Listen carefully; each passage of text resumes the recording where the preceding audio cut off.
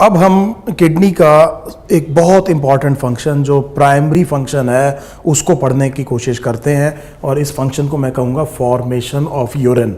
सो जैसा मैंने आपको कहा था कि आपका जो नाइट्रोजनस वेस्ट प्रोडक्ट है यूरिया, उसको हम बनाते लिवर में हैं और एलिमिनेट कहाँ से करते हैं? किडनी से करते हैं। तो हम किडनी का ये पहला फंक्शन देख रहे हैं कि कैसे किडनी यूरिन बनाती है और इस यूरिन में आपके मेटाबॉलिक नाइट्रोजनस वेस्ट प्रोडक्ट को डिसॉल्व करके बॉडी से क्या किया जाएगा? एलिमिनेट किया जाएगा। तो ये अब हमारा मेन टॉपिक है फॉर्मेशन ऑफ यूरिन। एक चीज़ मैं आपको बता चुका हूँ कि फॉर्मेशन ऑफ यूरिन के दौरान मैंने आपसे ये कहा था कि the functional unit of the kidney is the nephron. और ऐसा हमने इसलिए कहा था क्योंकि each nephron is individually capable, fully capable of forming the urine. So इसलिए हमें देखना यह होगा कि ये यूरिन फॉर्मेशन नेफ्रॉन में कैसे होता है। नंबर 3, मैं आपको बता चुका हूं कि एक जक्स्टामेडुलरी नेफ्रॉन का स्ट्रक्चर कैसे होता है।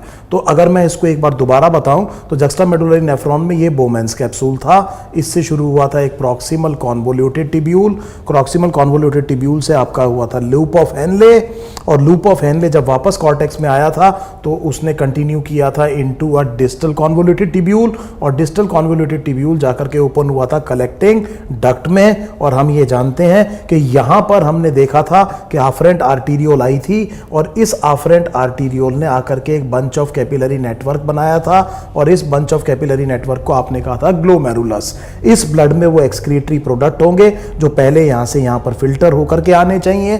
तो पहले क्या होगा? फिल्टर होगा। फिल्टर होने के बाद में जब ये फिल्टरेट ये पूरा का पूरा इस टिब्यूल में जाएगा तो रास्ते में आप काम की चीजों को रीएब्सॉर्ब कर लेंगे। रास्ते में काम की चीजों को आपने क्या करना है? रीएब्सॉर्ब कर लेना है। कुछ ऐसी चीजें होंगी जो कि यहां पर फिल्टर नहीं हो पाई लेकिन ब्लड में रह गई, जिनको एलिमिनेट करना बहुत जरूरी है, उनको आप बाद में सिक्रीट करेंगे इनटू द टिब्यूल और उसके बाद में इन सिक्रीटेड चीजों को आप रीएब्सॉर्ब नहीं करेंगे। तो इसलिए मेरी बात को मैं दोबारा इसको समझाने की कोशिश करता हूं कि फॉर्मेशन ऑफ यूरिन में 3 बेसिक प्रोसेसेस इन्वॉल्व होंगे। पहली चीज, there will be glomerular ultrafiltration. Glomerular ultrafiltration, तो मैं ये कह रहा हूं कि सबसे पहले तो यहां पर फिल्ट्रेशन होगा। इस प्रोसेस को मैं अल्ट्रा फिल्ट्रेशन क्यों कह रहा हूं अभी बाद में देखेंगे। तो यहां पर फिल्ट्रेट किस में आएगा? बोमेंस कैप्सूल में आएगा। फिर इस फिल्ट्रेट में कुछ काम की चीजें होंगी, कुछ बेकार चीजें या एलिमिनेशन के लिए चीजें होंगी जो वेस्ट प्रोडक्ट है, उन चीजों को आप रीएब्सॉर्ब मत करना, लेकिन काम की चीजों को आपने क्या करना है? रीएब्सॉर्ब करना है। और आपने क्योंकि हर चीज जो फिल्टर रही है उसको रीएब्सॉर्ब नहीं किया है, इसीलिए मैं दूसरे प्रोसेस को कह रहा हूं सेलेक्टिव ट्यूब्यूलर रीएब्सॉर्प्शन या ट्यूब्यूलर सेलेक्टिव रीएब्सॉर्प्शन। सो इस ट्यूब्यूल में आपने सेलेक्टिवली क्या किया है? चीजों को रीएब्सॉर्ब किया है। आपने सारे फिल्ट्रेट को क्या नहीं कर लिया? रीएब्सॉर्ब। काम की चीजों को आपने उसमें से क्या कर लिया? रीएब्सॉर्ब कर लिया है और वो चीजें फिर यहां पर पहुंच जाएंगी। तीसरी चीज मैं ये कह रहा हूं कि ब्लड में कोई अगर ऐसी चीज है जो खतरनाक है और बॉडी से क्या होनी चाहिए? एलिमिनेट, लेकिन वो किसी वजह से यहां पर फिल्टर नहीं हो पाई। क्यों नहीं हो पाई वो हम बाद में देखेंगे। तो वो वापस ब्लड में यहां पीटीसीएन में पहुंच जाएगा। उसको हम जबरदस्ती ट्यूब्यूल में क्या करेंगे? सिक्रीट करेंगे और सिक्रीट करने के बाद में उसको क्या नहीं करेंगे? रीएब्सॉर्ब नहीं करेंगे। तो यूरिन फॉर्मेशन में एक तीसरा प्रोसेस आएगा, उसे हम कहेंगे tubular secretion. Tubular secretion. So इसको हम क्रॉस चेक करते हैं। हमने ये कहा कि सबसे पहले ग्लोमेरुलर अल्ट्राफिल्ट्रेशन, दूसरा होगा ट्यूब्यूल में सेलेक्टिव रीएब्सॉर्प्शन, तीसरी कुछ चीजों को ट्यूब्यूल के अंदर ब्लड से एक्टिवली क्या किया जाएगा? सिक्रीट किया जाएगा और इस प्रोसेस को हमने क्या कहा है? Tubular secretion. So formation of urine एंटेल्स 3 processes: glomerular ultrafiltration, tubular selective reabsorption and tubular secretion. इसका मतलब यह हुआ कि the urine is formed of 2 types of substances. Basically urine में 2 तरह की चीजें होंगी। तो अगर हम ये कह रहे हैं कि यूरिन का कंपोजिशन क्या है तो हम ये देखेंगे कि यूरिन के कंपोजिशन में 2 तरह के सब्सटेंस होंगे। Number 1, those which are filtered obviously at the glomerulus and not reabsorbed। तो पहली चीज तो वो होगी जो फिल्टर हुई थी ग्लोमेरुलस पे और रास्ते में आपने उनको क्या नहीं किया? रीएब्सॉर्ब नहीं किया है। पहले तो ये चीजें किस में जाएंगी? यूरिन में। Number 2, those which are secreted and then not reabsorbed. तो मेरे ख्याल से ये बात मुझे समझ में आ गई है कि यूरिन जो अल्टीमेटली फॉर्म होगा उसमें दो तरह की चीजें होंगी। नंबर वन, जो ग्लोमेरुलस पे फिल्टर हुए और आपने रास्ते में रीएब्सॉर्ब नहीं किए, वो पास हो जाएंगे यूरिन में। नंबर दो, जो आपने सीक्रेट किया टिब्यूल के अंदर और फिर उनको क्या नहीं किया, रीएब्सॉर्ब नहीं किया, इन दोनों चीजों से मिलकर के क्या बनना है, यूरिन बनना है। ये बहुत इंपॉर्टेंट कंसेप्ट आपको समझ में आ गया है। अब एक और बात समझिए। सबसे पहले मैं जिस टॉपिक को डिस्कस कर रहा हूं वो first of the processes in the formation of urine, that is glomerular ultrafiltration. So आज हम जो मेन टॉपिक कर रहे हैं अभी वो है ग्लोमेरुलर अल्ट्राफिल्ट्रेशन।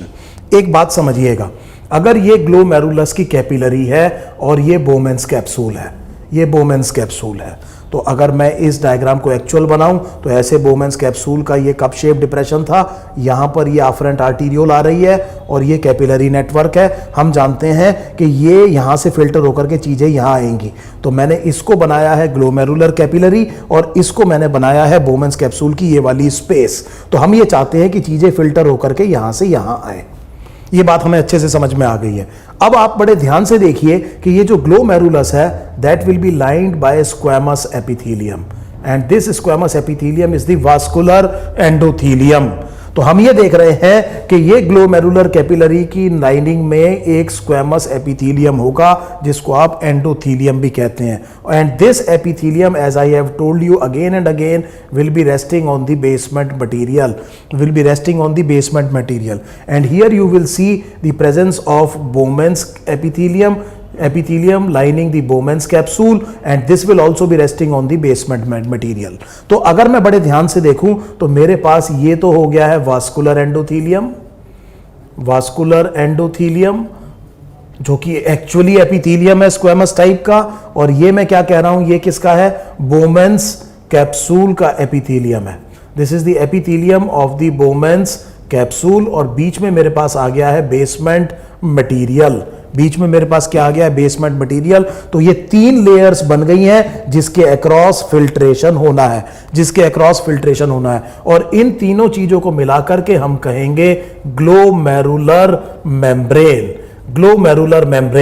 अगर आपने हमारा वो वीडियो देखा है जिसमें हमने आपको रेस्पिरेटरी मेम्ब्रेन बताई थी, तो मैंने ये कहा था ये एल्वियोलस है, ये पल्मोनरी कैपिलरी है, यहां पर एल्वियोलार एपिथेलियम होगा, यहां पर वास्कुलर एंडोथेलियम होगा और बीच में दोनों का बेसमेंट मटेरियल होगा, और उन तीन लेयर से हमने बनाई थी रेस्पिरेटरी मेम्ब्रेन। तो अगर आप एनालॉजी यहां पर देखेंगे तो यहां मैं क्या बना रहा हूं, ग्लोमेरुलर मेम्ब्रेन। इसमें तीन लेयर्स हो गई हैं, एक वास्कुलर एंडोथेलियम, बीच में क्या आ गया है, बेसमेंट मटेरियल, और इधर दूसरी तरफ क्या आ गया है, बोमेंस कैप्सूल। और मैं ये समझ गया हूं कि इस ग्लोमेरुलर मेम्ब्रेन के अक्रॉस चीजें क्या होनी है, फिल्टर होनी है, और इस प्रोसेस को मैं कह रहा हूं ग्लोमेरुलर अल्ट्राफिल्ट्रेशन। अभी भी मैंने आपको ये नहीं बताया है कि हम इस प्रोसेस को अल्ट्राफिल्ट्रेशन क्यों कह रहे हैं, अभी मैं ये बात थोड़ी देर में टच करूंगा। I hope the concept of glomerular membrane is absolutely clear to every student.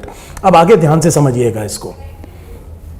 जो बोमेंस कैप्सूल है, बोमेंस कैप्सूल का जो एपिथेलियम है, उस एपिथेलियम वो थोड़ा सा स्पेशलाइज्ड या एडेप्टेड है। उसके एपेक्स पे आप ये देखेंगे कि कुछ फुट लाइक प्रोसेसेस है, this is an over simplified diagram of the Bowman's capsule. This बोमेंस capsule will be surrounding the capillary network, चारों तरफ से उनको सराउंड कर रहा होगा, लेकिन मैं बहुत सिंप्लीफाई करके ये बता रहा हूं कि बोमेंस कैप्सूल के आपको फुट लाइक प्रोसेसेस दिखाई देंगे, और ये दूसरा बोमेंस कैप्सूल का सेल हो गया, और इसमें ये भी क्या है, फुट लाइक प्रोसेसेस है। अब अगर आप बड़े ध्यान से देखें तो इन फुट लाइक प्रोसेसेस की वजह से यहां पर एक छोटा सा स्लिट बन गया है, ये छोटी सी स्लिट बन गई है। इस फुट लाइक प्रोसेसेस वाले सेल्स को, जो कि बोमेंस कैप्सूल की एपिथेलियल लाइनिंग में है, हम कहेंगे पोडोसाइट्स। पोडोस का मतलब होता है फुट और साइटोस का मतलब होता है सेल। तो ऐसे सेल्स जिसमें फुट लाइक प्रोसेसेस है, इन सेल्स को आपने क्या कहा, पोडोसाइट्स। और इन दोनों के बीच में आप देख रहे हैं कुछ गैप है, और इस गैप को आपने कहा फिल्ट्रेशन स्लिट्स। ये बहुत इंपॉर्टेंट कंसेप्ट है। इसका मतलब ये हुआ कि ग्लोमेरुलस से जो भी चीज जो भी चीज फिल्टर होकर के बोमेंस कैप्सूल के अंदर पहुंच पाएगी उसको इस फिल्ट्रेशन स्लिट के थ्रू आना पड़ेगा. That means the size of the filtration slit will be the critical factor that what can actually reach from here to here and what will not be able to reach. वो कौन सी चीजें हैं जो filter होकर के यहां से यहां आ पाएंगी और वो कौन सी चीजें हैं जो फिल्टर होकर के यहां से यहां नहीं आ पाएंगी, ये इस चीज पे डिपेंड करता है कि इन फिल्ट्रेशन स्लिट्स का साइज कितना है. So please understand this size will be the major determinant of the nature of the glomerular ultra filtrate that will reach the cavity of the Bowman's capsule. तो वो चीजें जो फिल्टर होकर के यहां पहुंच रही हैं जिसे हम ग्लोमेरुलर अल्ट्रा फिल्ट्रेट कहेंगे, उसका नेचर इन फिल्ट्रेशन स्लिट्स की साइज से डिसाइड होगा. जो भी चीज इनसे छोटी होगी वो फिल्टर हो जाएगी और जो भी चीज इनसे बड़ी होगी वो फिल्टर नहीं हो पाएगी. So I hope this is absolutely clear the process the function of the filtration slit. कि हमने ये कहा कि ग्लोमेरुलर अल्ट्रा फिल्ट्रेट का नेचर एक्चुअली इस फिल्ट्रेशन स्लिट के साइज से क्या होना है, डिसाइड होना है. कंटिन्यू.